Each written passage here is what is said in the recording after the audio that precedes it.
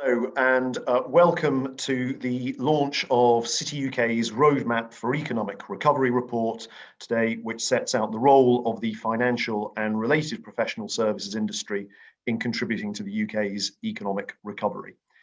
My name is Miles Celic and I'm the Chief Executive of the City UK.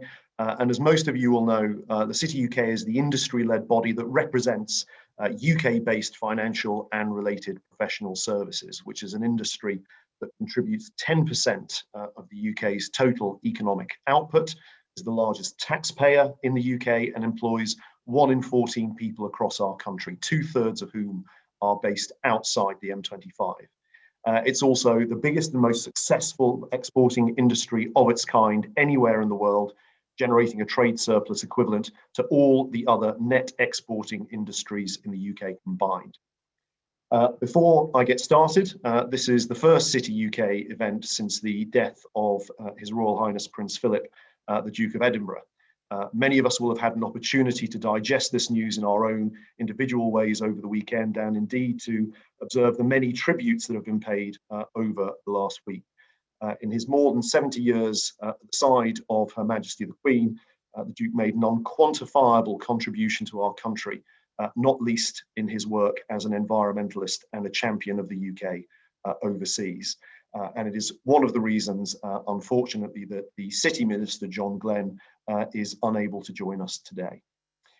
This report recognises the huge impact that COVID-19 has had on the UK, but importantly, it underscores that our industry is truly a national asset.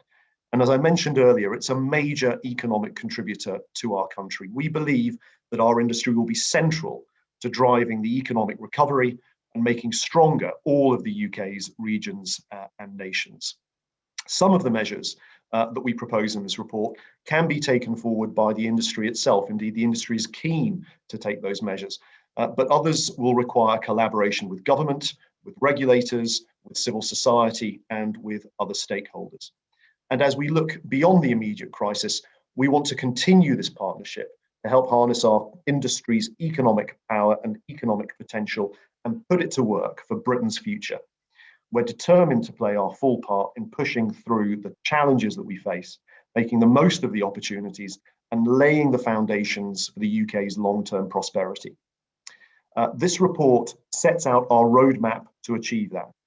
And I'd like to introduce Emma Reynolds, our Managing Director of Public Affairs, Policy and Research, who has led this work and will now highlight some of its key recommendations, followed by a panel discussion on the industry's role and an opportunity for you in the audience to ask some questions to our panelists. Emma, over to you. Thank you, Miles, and good morning. We are publishing the Roadmap to Recovery report at a time of great challenge and change, so I want to say something at the outset about the context of our launch today.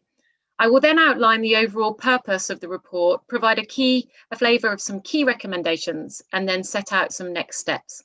But I just wanted to put on record my thanks to everyone in the team at the City UK who have put so much work into this report, and indeed to the Financial Services Skills Commission for their contribution, and to our members who have contributed to it.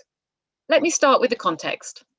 Nobody could have predicted what's happened over the last 12 months. COVID-19 has provoked a public health emergency in the UK and across the world, and the economic consequences have been profound for families, communities and businesses right across our country. The central message of our roadmap report, which Miles has already mentioned, is that the financial and related professional services industry is determined to be part of the solution to this economic crisis. In the early stages of the pandemic, our industry acted as a shock absorber, delivering government-backed loans to more than 1.6 million companies at pace, offering holidays on mortgage and loan repayments, ensuring markets continue to operate efficiently, and providing crucial legal and professional advice to businesses and people up and down the country. As the nation takes cautious steps to move forward out of the pandemic, our industry has again a key role to play as an engine for recovery and growth. Going into this crisis, financial and related professional services were already making a huge contribution to the economy as the country's biggest taxpayer and largest exporting industry, delivering 10% of economic output and employing 2.3 million people, 2/3 of whom or outside London. It's a truly national industry.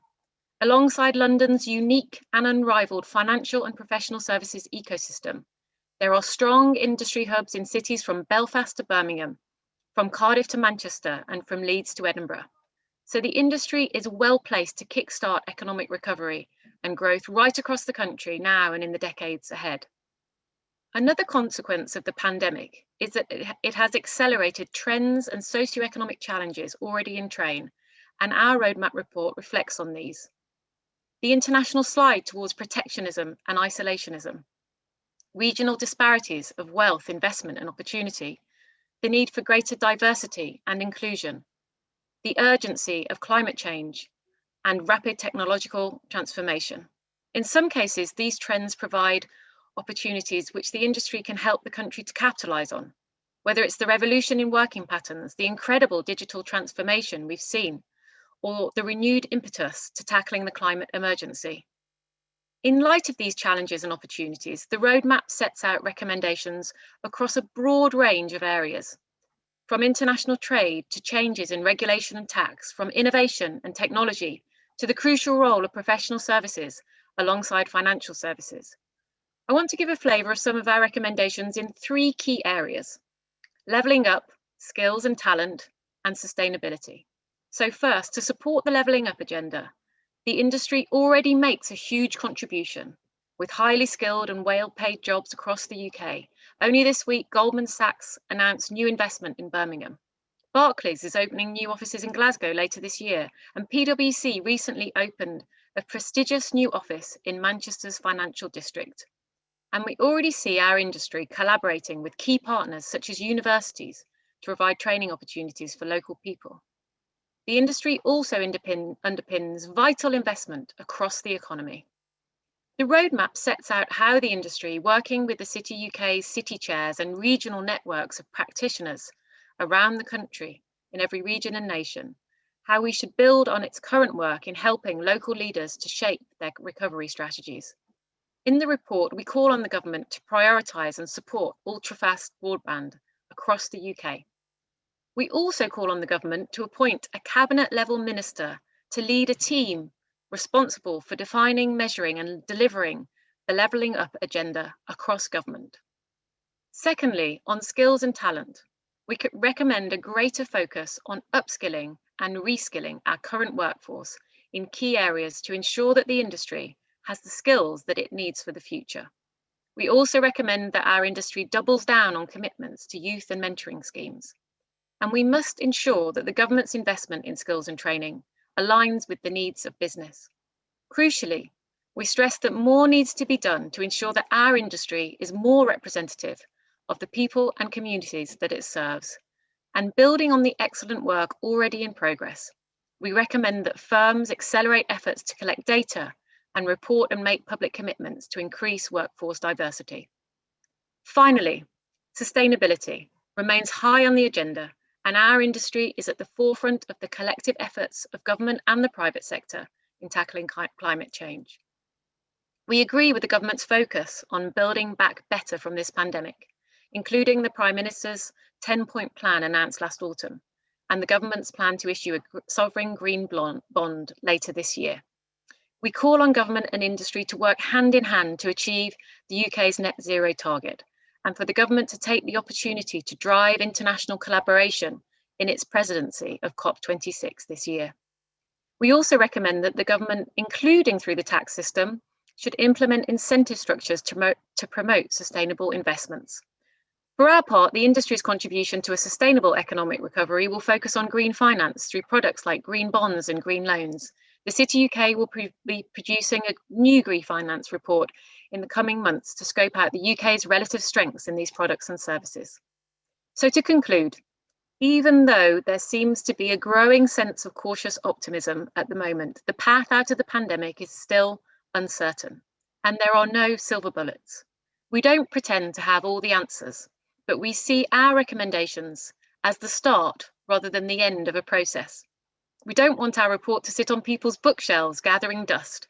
It's a roadmap that we want to use to start a dialogue with central and local government, regulators, policymakers, small and large businesses, universities and others, as to how the financial and related professional service industry can work in partnership to accelerate the recovery and growth over the years to come, and how we can put the full might of our collective efforts behind rebuilding and delivering a stronger and more resilient economy for cities and communities across the country. Thank you. Over to you, Miles. Emma, thanks very much for running us through those recommendations and that terrific run through of what is a major piece of work. To discuss the issues that Emma's raised and that are covered in the report, I'm delighted to be joined by an absolutely terrific panel to discuss the report. And those people on the panel are Pat McFadden, the Shadow Economic Secretary to the Treasury, and MP for Wolverhampton South East. Pat was formerly a minister in the last Labour government in the Cabinet Office and in the Business Department, and has been the Shadow Economic Secretary to the Treasury since April last year. Ruth Sunderland, the business editor of the Daily Mail. Her previous roles include being city editor of the Mail on Sunday and business and media editor of the Observer. Ruth has written extensively on this sector, including recently on the remit of regulators. And Abi Oladipo, the senior strategy associate at the London Stock Exchange Group. Abi is also a member of the City UK's Next Generation Leadership Council. She runs the annual Women Inspired Network University series and co-founded the London Stock Exchange's first Black employee network group in 2019, where she currently is the co-head of external partnerships and social engagement. So if I could have my panelists join the broadcast, please. Thank you very much. So the first question, Pat, to you. So in your view, what do you see as the main challenges and opportunities for the financial and related professional services ecosystem, particularly post-Brexit, post-COVID, and how important do you see that ecosystem for the UK's, for driving the UK's economic recovery? Well, thanks, Miles, and thanks very much to you and Emma and the whole team at the City UK for the report and for organising today's event. And the first thing I'd say about the role of the sector is I certainly appreciate the importance of the sector. The numbers that you read out at the beginning show how important this is to the UK economy in terms of investment, employment, tax generation, exports, and a lot of other ways. But I don't think the sector has been treated in recent years in line with that importance. That was obviously the case during the Brexit negotiations, and it now leaves us with asking the question: what is the sector's post-Brexit role and its role in helping the country recover from the pandemic of the last year? We're all looking forward to recovery. The UK's vaccine story is a great success, but we're also cautious given the experience of the last year and that pattern of, if you want to call it, putting your foot on the gas and the brake and release and then lockdown and release and lockdown. Now, hopefully, the vaccine success will allow us a more sustained emergence from all this, but we can't be sure with new variants and so on. In terms of the sector's role, there's a couple of things in the report that I would just point out, one or two which were mentioned by Emma.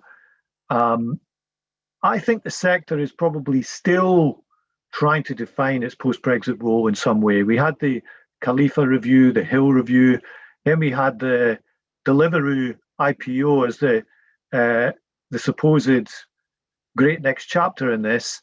And I'd be interested in the views of the members here today on what happened with that, whether the story of that IPO is just about that company, or does it say something wider that we have to address in terms of making the UK a successful location for such flotations.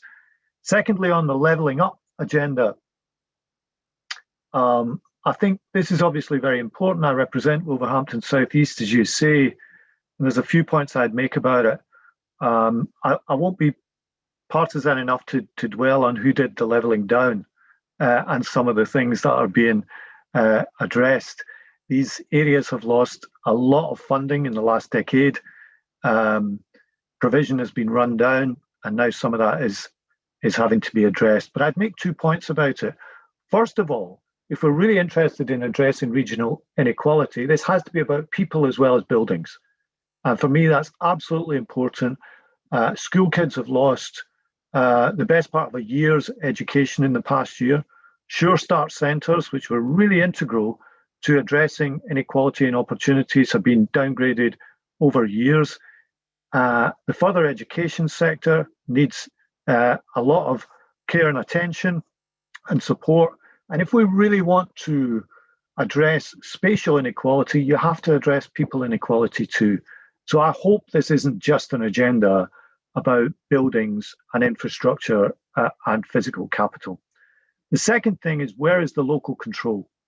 Where's the local control in this? I mean, I've been around long enough to remember regional development agencies, which were then abolished. We then had LEPs. They appear to have gone out of fashion. I can't remember a government minister mentioning them recently. And I'm a bit sceptical about this pattern of bidding for pots of money, which is very centrally controlled. It feels very political and it feels very centralised. And of course, the other big areas where the sector will have a big role is the green transition that Emma mentioned. This is going to be huge in housing, transport, energy generation, and so on. And having the right financial products which meet the popular desire to do the right thing is an enormous opportunity for the sector.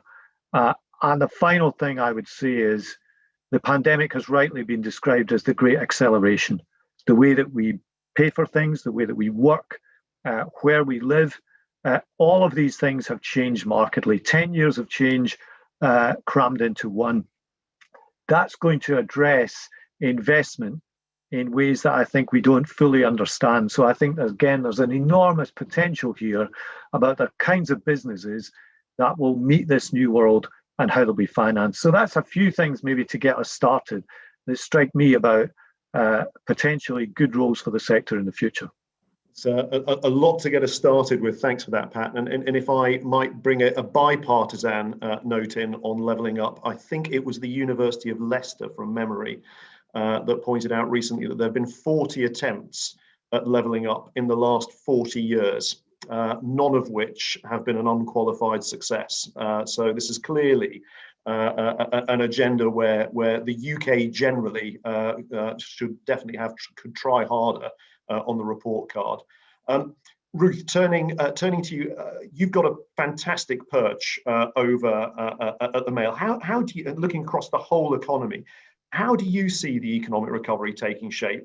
And again, when you think about the role of this particular industry and this ecosystem, what role does that have, and how does it fit into that picture as an engine for growth across what used to be called the real economy, and I prefer to call the rest of the economy?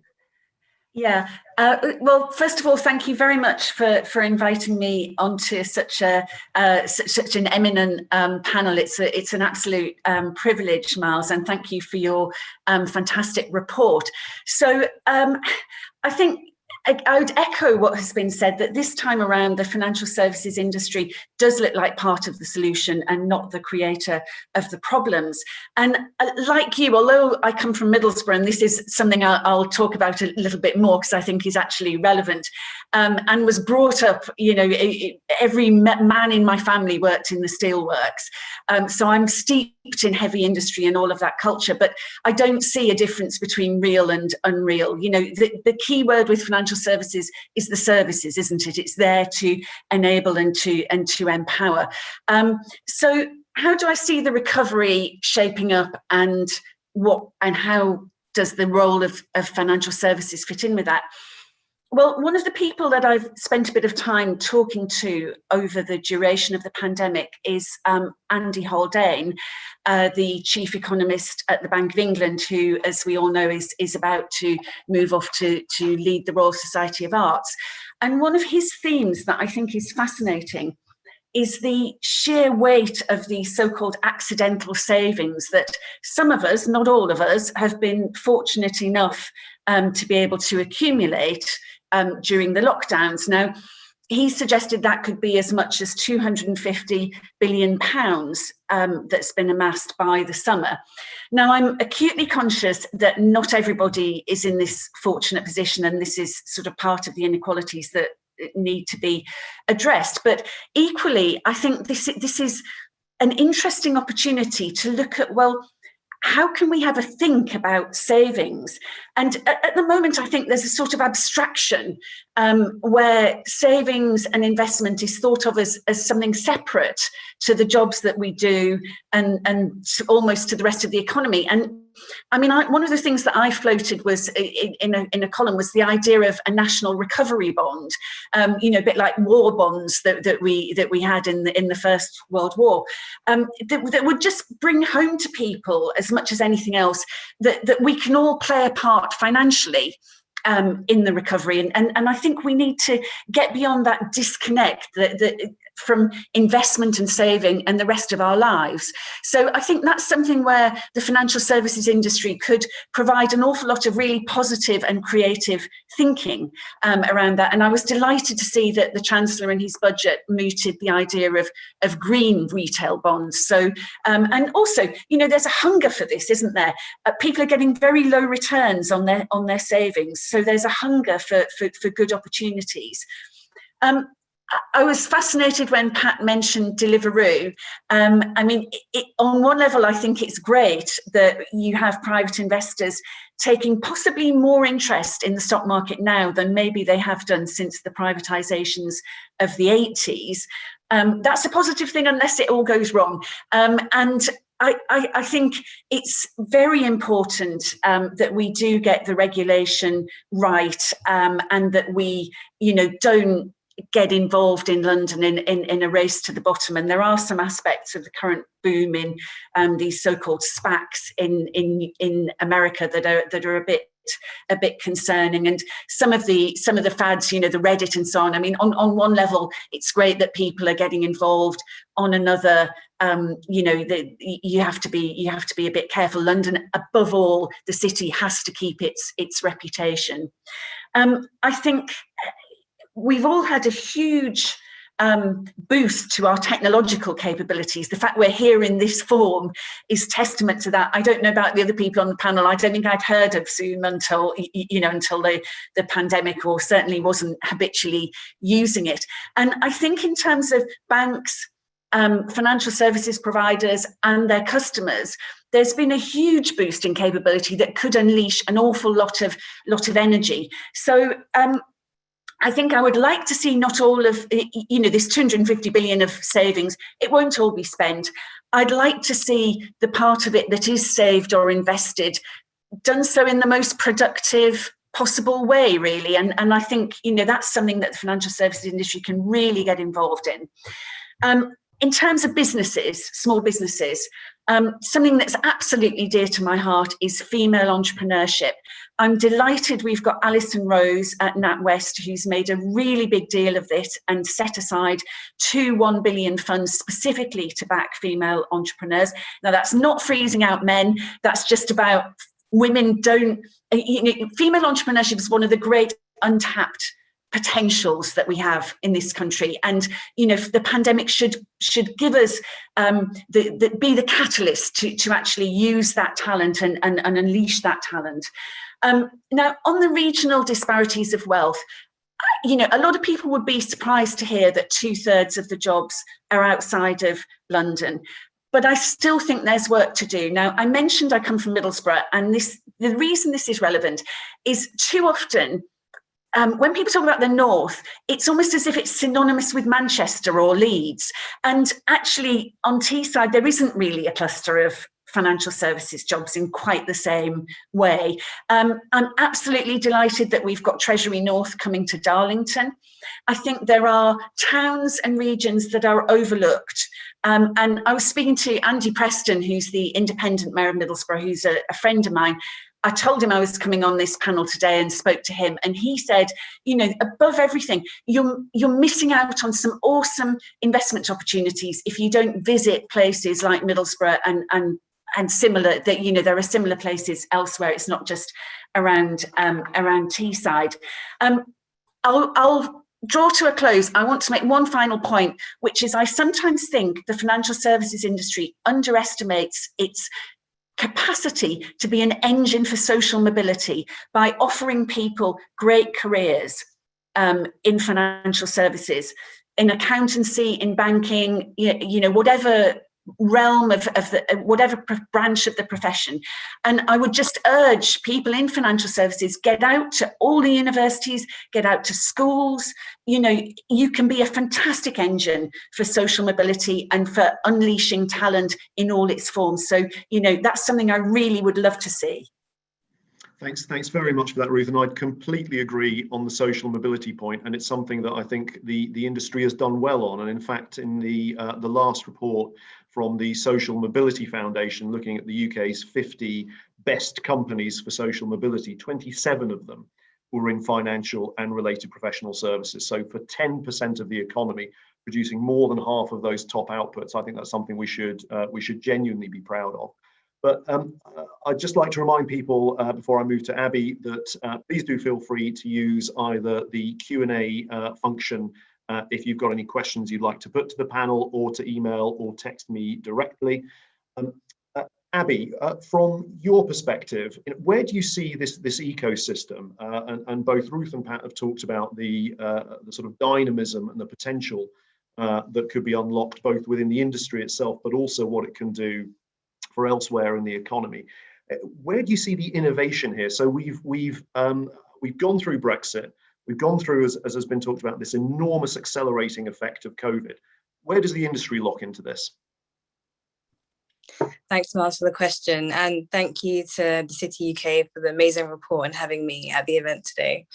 I do believe that innovation is needed to support the recovery. And I think the financial industry can play a crucial role in that in two ways. First, to invest in the next generation technologies to support the digitization process that we're seeing. Second, to establish sustainable finance as a credible way to measure risk and reward in allocating capital. And I think that this way we can support real positive network effects across sectors, not just in our industry, but in other industries too. So on the technology point, I think we've all seen COVID-19 speed up the digitization process. A lot of transactions have moved online, and that's going to continue. But that's come with an increase in threats from cyber attacks. So fraud made up 1/3 of crimes reported in Britain in 2020, which is a very significant amount.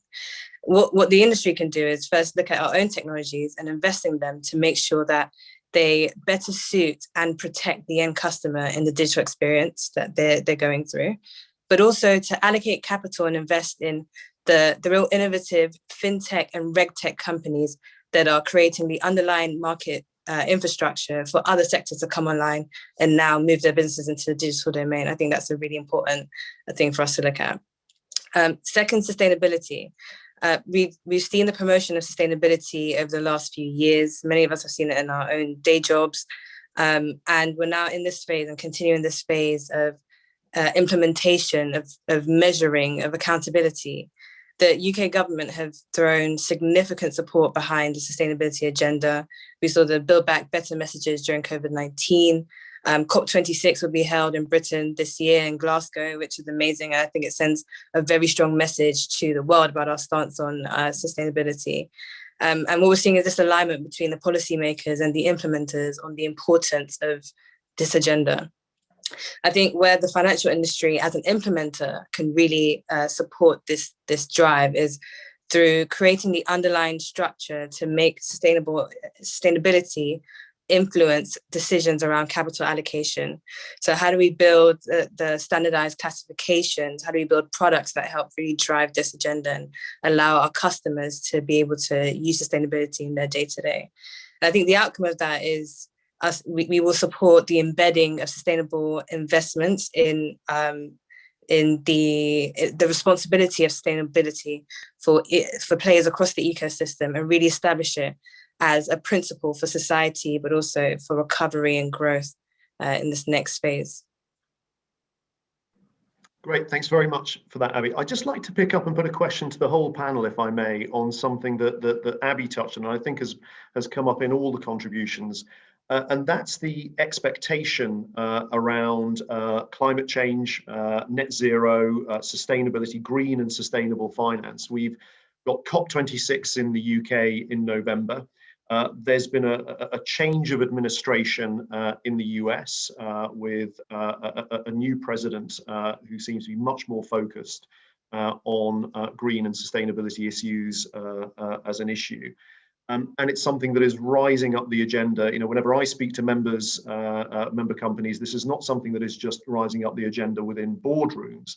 It's rising up the agenda amongst the entire workforce and amongst customers and in terms of social and societal expectations. What's the role here for not just the industry, but the UK as playing a role on this, on the international stage? Pat, perhaps you'd like to kick us off on this. Yeah, thanks, Miles. We have been doing this for a year, and in that time I've spoken to lots of individual firms and trade associations, and this question has come up in almost every discussion, I think. So it's clearly at the centre of what the financial industry is talking about. So there's enormous potential there. Also, I think in politics, we sometimes make the mistake of thinking that the most important thing is the thing that generates the most heat because the political parties are fighting about it. But actually in this country, we have a political consensus on this. And I think that the 2008 Climate Change Act, as then amended by the 2019 order, that taken together, that's probably one of the most significant pieces of legislation that we passed in decades. But because it didn't generate much heat, I think the importance of it is probably under-discussed in terms of the radical nature of change that we're going to need in housing and energy and transport and all these different fields. So huge importance and huge appetite, and therefore great opportunity. But there is also a question in my mind is, amid all the rhetoric, how do you equip the public to make the right judgments about what's really green and what's just pretending to be green? And one of my questions about this is, who's the referee? Who is the soil association, as it were, of this discussion, which will say, you know, those potatoes are really organic or whatever it is? Because there's an awful lot of corporate claims on websites, I'll use that term, about how green they are. But I really think there's a need for a clear, trustworthy validation process here on these kinds of investments. Because if we don't have that, there's going to be a decline in trust. There will inevitably be investments, products, companies claiming to be green that will be found out in some way. And the public will then have this problem of, well, who can I trust here? You know, how do I make these judgments? So a great opportunity, but we need some sort of validation process to help the public and to help investors know what's really green and what is just claiming to be green but isn't. Thanks, Pat. Ruth? Yeah, I mean, I completely echo what Pat said. I mean, it's a fantastically good point. I think it's really confusing, and it's not just all about greenwash either. I think some of these issues are genuinely complex. A couple of years ago, I went to visit West Cumbria Mining in Whitehaven, which is a bit of a cause célèbre at the moment. And you know, it's very interesting because this mine is for coking coal, not for domestic or anything like that. And it's creating 500 jobs locally, has run into environmental protests. But of course, there is the issue that we are still using coking coal. And if we don't get it from the UK, where are we going to get it from? And what are other countries' standards like? So I think it's not you know, it's genuinely not always straightforward, these things. So What I find tremendously positive, though, is the pace of change has been so rapid on this, and I think that's great. I can remember when Mark Carney started looking at climate change, and quite a lot of people said, well, what's he doing that for? What's that got to do with the Governor of the Bank of England? And, you know, nobody would say that now, and that really isn't long ago. I think for the industry, there's huge opportunity, isn't it? Building back better should be obviously building back greener, but I think also some difficult decisions around, when do you stop funding or lending to industries, and who's judging when you should do that, and that's quite difficult, and also it does involve people's jobs a lot of the time. So I think there are some very thorny problems for all of us. But going back to what Pat said, I think just who's the referee? I mean, that's a great point. Thanks very much, Ruth. Abby? Hi, Miles. From my perspective, I think the UK can play a very significant role in influencing the sustainability agenda in the international space. I think we have three strengths working for us. We have a very influential national government. We have industries that are massive trade partners with other countries across the world, and a financial industry that is a major transaction partner. And third, we have some of the most prestigious research and university institutions in the world. And I think when you take those three and really reinforce them to, as Pat said, build the classifications and the ways to validate it, then we'd be able to really influence other sectors, other governments, other partners to be able to make this credible and really measure the actual risk and reward and allocate capital on that basis. And I think we need to really speak to our strengths in terms of our institutions, the financial industry and the government working together to support that. Brilliant, thank you for that. Some questions coming in. One question I'd just like to ask before we turn to the ones that are coming in from the audience. I think everybody's touched on in their comments so far this balance between the centre and devolution. How we make sure that both at an industry level and at a national level that we're really harnessing the power of the rest of the country. And I'm afraid to say, Ruth, as a Mancunian, I've always thought it's pretty obvious what the second city in the UK is, and obviously it's London. But how do you make sure that we have the proper devolution into, and this is something that comes up in the report, into the regions, into the devolved assemblies, into the cities, and what is the role for London over the long term? Because clearly, both for cities generally, but London in particular, COVID has raised real questions about how this ecosystem, this cluster, operates in the future. I'm going to go in reverse order in this this time. So, Abby, would you like to kick us off, please? Sure. So I think that first we need to invest in the other regions outside of London. I think the London story is changing due to working from home. I think people start moving more out of London, and businesses are seeing that they can now hire people who aren't in their HQ, or their HQs can move. Many other parts of the UK have hubs, technology hubs, that we can kind of connect with the local SMEs, local innovators, and support their solutions, invest in their solutions too. And I think that would definitely level up across London. I was born and raised in London, so I am a bit biased, but I do think that London won't be the core only epicenter that we kind of treat it as today. I do think things are kind of going to spread out a bit more, and we just have to kind of wait and see how that pans out. Thanks, Abby. Ruth? So I agree with Abby that I think the pandemic and the use of remote working potentially could be very empowering for people in the regions. I'm slightly sceptical as to how deep that will actually become rooted in the end. Simply because, in my own industry, and I think in yours and most businesses, actually. The power of being together physically and being able to interact with people is incredibly important. So I think there are limits.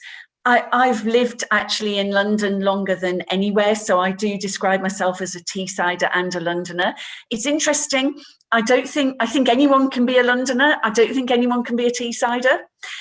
So I think it's not all the same. But I do think London, ideas that London's going to lose its force and its strength, I think are pretty wide of the mark, actually. I think London has come back multiple times in history from difficult, dark periods, and I think we'll do so again.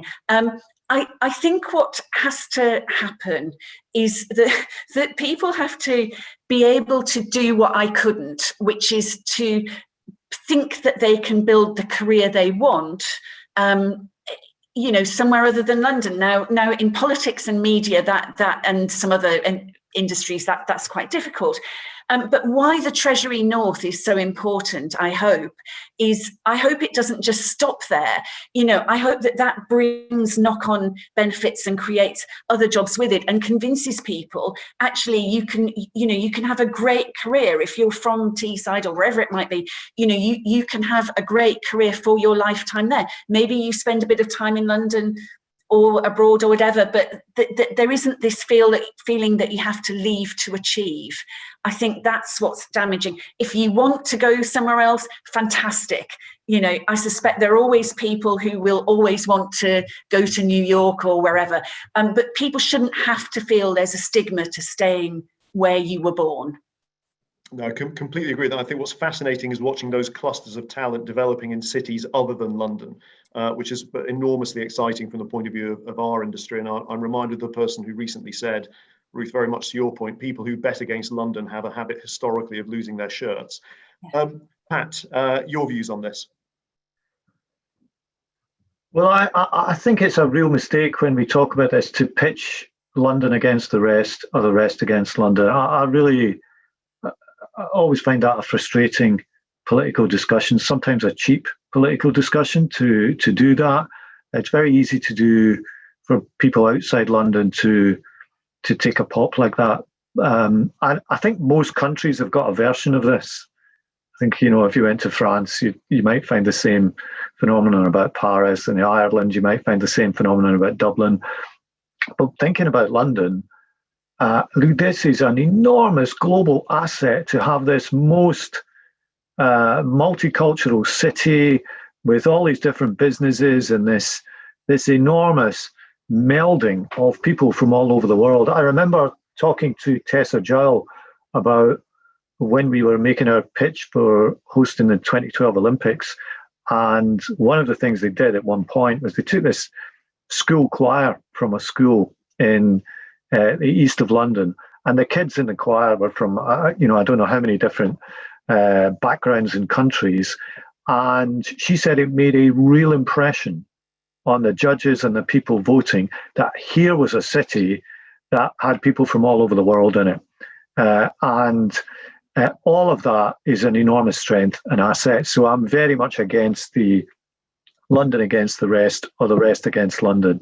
If we're going to address regional inequality and spatial inequality, by all means let us do this, but not by this kind of divisive discussion that we sometimes have. I totally agree with what Ruth said about wouldn't it be great if people who needed to pursue careers could pursue them in the place where they were growing up. It's not always possible, but we certainly need more of that. And in terms of the devolution side, I just think it's got to be real. And what we have is, we've got some very British compromises here. If you look at the Scottish situation compared to the elected mayors in some places, and what the Mayor of London does, and there are different powers around it. I don't think it all has to be uniform, but the devolution of power has to be real. And there's a great power in localism. Let me give you a tiny example. Some years ago, when I was an MP, I organised a local work experience programme with local employers in Wolverhampton, and I did it because we've got high rates of unemployment comparatively, and high rates of youth unemployment, and we put 500 people through this programme, which was local employers signing up, mainly because I badgered them to do it. And the success rate of getting them into work was 40%. 200 of the 500 got jobs. That was way ahead of any success rate that the DWP were getting with work experience program. And the reason, the employers told me, the reason was, we know this is local. It's been made around here by employers around here who probably, they might have mistrusted a big government program, but this was something that we put together locally, and the local employers in both public and private sectors made it work. That's just a tiny example. If you create something that's shaped by the personality of an area, then it can really have a bigger impact than always kind of dropping things from 30,000 feet. Thanks very much. I think all really compelling answers. Number of questions coming in from the audience. I'd like to turn to one from Paul Tennant from the Law Society. How robust and resilient do the panel feel that professional services will be now as a result of how the industry's had to adapt to the pandemic, and also the adaptation that it may need to go through if there are further lockdowns and limits on operations? Abby, would you like to kick us off? Sure, I think very robust, and I think we've shown how much of a shock absorber we can be in times of complete uncertainty and stress. I think as we continue to innovate in the things that allow us to be resilient, which are our skills, our talent in the industry, the technology that we have, then we'd be able to support that and be even more robust going forward. Brilliant, thanks, Abby. Ruth? I think what's incredibly impressive about what's happened in the pandemic is the way the financial services industry and others have adapted. And we shouldn't lose sight of what an astonishing feat this is. I mean, I know from my own business, putting out a newspaper with everybody at home at one point, and the challenges facing financial services firms with all the security, customer service, many multifaceted challenges to address, it has really been quite phenomenal. I also think that the work done coming out of the financial crisis did put the industry in good stead. So, we had banks that were much, much better capitalised and in a position to provide the support. I think, as I said in my opening comments, that I think where the industry now can be really helpful is by helping foster greater financial resilience in some of the customers, some of the families and businesses. So, definitely back to the remarks we made right at the start, part of the solution, not part of the problem. Brilliant, thanks, Ruth. Pat? Well, I very much agree with Abby and Ruth on this sort of scale and efficiency of what professional services were able to do in a really short period of time, roughly this time last year, when none of us knew. I mean, I had done, I don't think I'd ever done a Zoom or a Microsoft Teams call or anything like that before last March, I admit it. And I think that was true for a lot of people. And suddenly we switched to this different way of working. Now, we could probably discuss longer how sustainable it would be if we were doing this for years and what the impacts of that might be. But certainly, as a way of coping, it was enormously successful. And these professional services are a huge asset to the UK, and it's the ecosystem. It's the fact that we have them all interconnected in the UK that helps us, and we should be wary of it's like that children's game. If you start taking bricks out, eventually the wall will fall. So we need to be wary of that. But there is a warning here, which I would just throw into the mix. If you look at what globalization did to many manufacturing jobs over the last 20 or 30 years, where for financial reasons, people thought it made more sense to have these goods produced abroad and then imported to the UK. I think many professional services probably felt quite insulated from that phase of globalization. But if through this technology, it becomes much easier to employ people, not just somewhere else in the UK, but somewhere else in the world. And I was struck by this. I was having one of these calls with somebody who worked for a UK charity, but she told me she was working from home in the Seychelles, which sounded lovely. But if you think about that, if it's now a completely viable option for service industries as well as manufacturing industries to say, yeah, I'll make a new hire, but that person will be in another country. They might be operating to the UK time clock, but they'll be in another country. Where will they pay their taxes? What will it mean for their salaries? I think there are potentially big questions for service industries that have been raised by the very success of the transition that was made a year ago.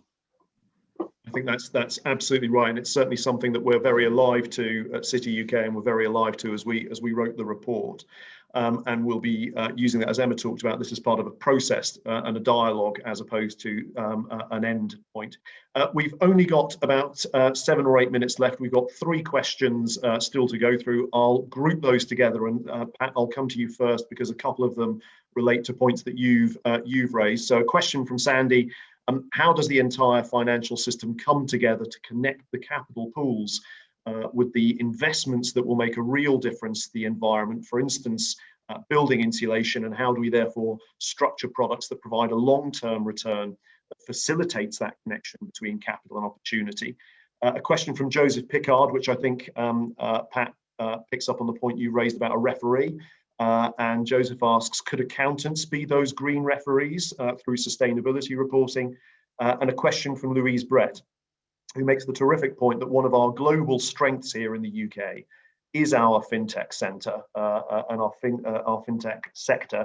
And how can we ensure that we tap into that innovation and leverage all of the 10 high growth fintech clusters that were identified in the Khalifa review to be a significant part of the solution? So Pat, then Ruth, and then final word with Abby. I'll try some quick fire answers to these. Look, the truth is there will be smarter people than me on this call and elsewhere in this world who can design the products that meets, if you like, the need with the capabilities. The only thing I would stress again is there are some really obvious big areas. The conversion of energy in our homes is huge. The transition in transport to batteries is an enormous area which I'm particularly interested in. We are pitching for a gigafactory in the West Midlands. The automotive industry is still hugely important to us there. Energy generation and so on. And so what we need is long-term investment products that help these transitions take place. And I would set that, as it were, as a task for the industry to come up with those. Of course, government's got its part to play as well. This will ultimately be a partnership if we do this. But I think all the strengths that we've spent the last hour talking about should help us design those products and get that marriage together that the questioner talked about. Should accountants be the referee? I'm not sure who the referee should be, but we need a trustworthy validation process here. And without that, we're in danger of this agenda being tainted and tarnished by PR puff that can't be trusted. And none of us want that, because there's a real desire on the part of investors, and I mean small retail investors as well as the big institutional players. And they've got to know that the products really do what they say on the tin. And on fintech, I'm really optimistic about this. I think this plays to the absolute best of traditional British ingenuity, the diversity of what we have in the country, enormous potential here. And I think Britain can be, if we're in a world of a great acceleration, which I think we are, and I think the pandemic has spurred, that ought to play to British strengths in this field and some others, because whatever it is that's in our water or in our culture, innovation has always been one of our strengths, and this can certainly be in the fintech era. So I hope that the recommendations made by the Khalifa review and the other things that we need to make this successful help us do the job. Thank you. Thanks, Pat. Great rallying call, and very definitely heard at our end. Ruth? Well, like Pat, I'm not an expert on product design, and there are people far better equipped than me to do that job. But what I would say is that you've got a clear need on the one hand for long-term savings products that are delivering decent returns. You know, we're all going to be more responsible for our own financial well-being when we retire and in later life. And on the other side, you've also got this need for capital to rebuild. So one of the things I think is that there is possibility to link that in the public mind, and maybe on a local level as well. You know, how much more inspiring and motivating it would be to pay money into your pension, for instance, which many of us think is a chore and, you know, not going to happen for a long time, and well, some of our cases. And, you know, if you could actually see that money was going into, I don't know, rejuvenating your local train station or your local transport infrastructure, it's bridging that gap that I think needs the imaginative leap. So, I mean, in terms of who's the referee, I mean, that's very difficult. You know, should it be auditors? Well, you know, some people might say that auditors have struggled in some cases to do the remit that they already have. I mean, that obviously has been looked at.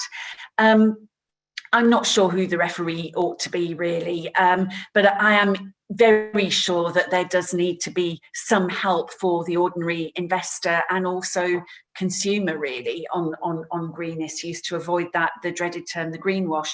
On fintech, yeah, you know, it's amazing, isn't it, when you look at the stock market, not just Deliveroo, but we've got, you know, Pension B, which is looking at a very real need. And I think one of the things we've seen with just tech firms generally is we're very good at coming up with them, but then we tend to sell them, you know, often to overseas buyers, which is not necessarily a bad thing as long as it's a good buyer and as long as we keep on generating new firms and that keeps on happening. So yeah, I mean, I think we just like to see more really. Brilliant, thanks, Ruth. Abby, last 60 seconds are yours. Thanks, Miles. I'll tackle the last two questions then. On the referee point, should the big four accountancy firms or the accountants, should they be the referee? I don't know the answer to that question, but I do think that the big four can play a really important role in sustainability. One of the biggest hurdles to it is corporate reporting and standardized corporate reporting. They have very close relationships to the biggest and largest corporates in the UK. And so through their influence, they can influence their customers to be able to create that standardization that we need to have the data to actually drive and make decisions. On fintech, I'm really optimistic about fintech. I thought the review came at a great time. Where we can really play a part is in the path that fintech companies want to take to either list or go public or just to grow. We need to be able to support them at every stage. So when it comes to the investing stages, when it comes to going public, one of the things that we went through was lobbied for in the stock exchange was a review of the listing rules and how they can be adapted to better attract tech companies who want a certain type of control structure. So all these things where we can raise these questions to say, how do we support fintech companies and their growth path, I think are really welcome and is what we should be focusing on as an industry. Brilliant. A great note on which to end. All that remains is for me to thank Emma Reynolds for her presentation earlier and the team at the City UK for all the work that has gone into the roadmap. To thank our audience for joining us today and the questions that have been contributed, and in particular to thank our fantastic panel, Pat McFadden, Ruth Sunderland, Abby Oladipo. Thank you for your insights and your contributions, and good luck as we take this forward. Thank you very much indeed.